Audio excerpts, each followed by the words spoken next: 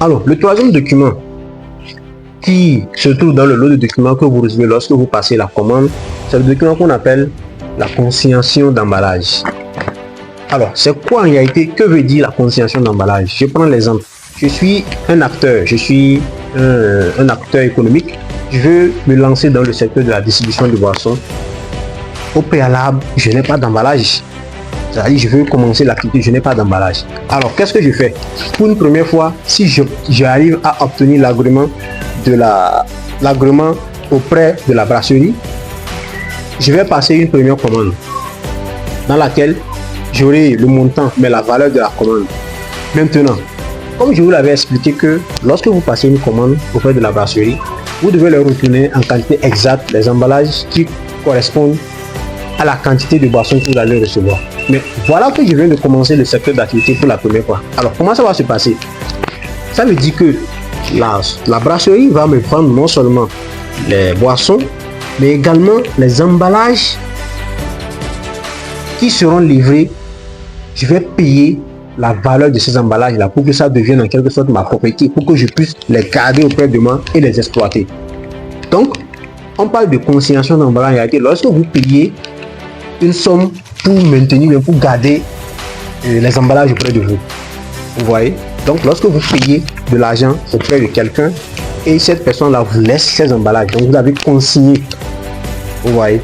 Maintenant, après la consignation d'emballage, il y a l'opération d'achat d'emballage. C'est-à-dire, vous pouvez consigner et la consignation va aboutir à ce qu'on appelle l'achat d'emballage, mais la vente d'emballage.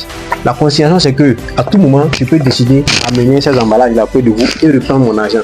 L'achat, c'est que je conclue l'opération directe qui stipule que prochainement, ces emballages m'appartiennent. Donc, je peux venir vous les revendre ou je peux les revendre à quelqu'un d'autre. Ça devient ma propriété en quelque sorte.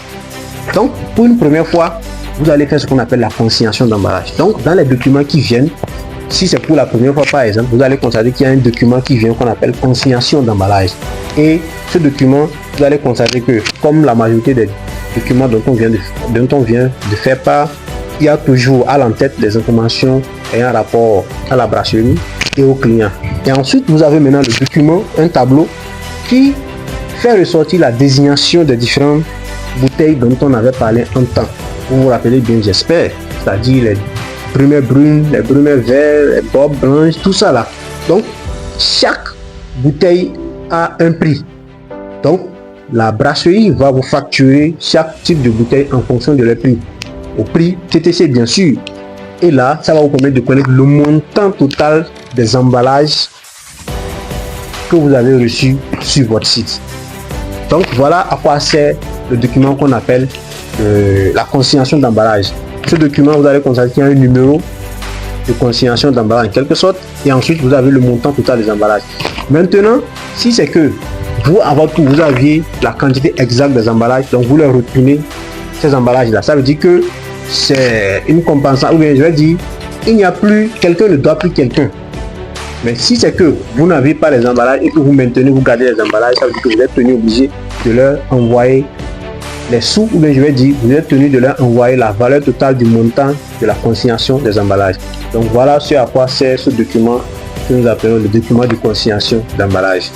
J'espère que vous avez appris quelque chose de plus et dans la prochaine vidéo, nous allons parler du prochain document.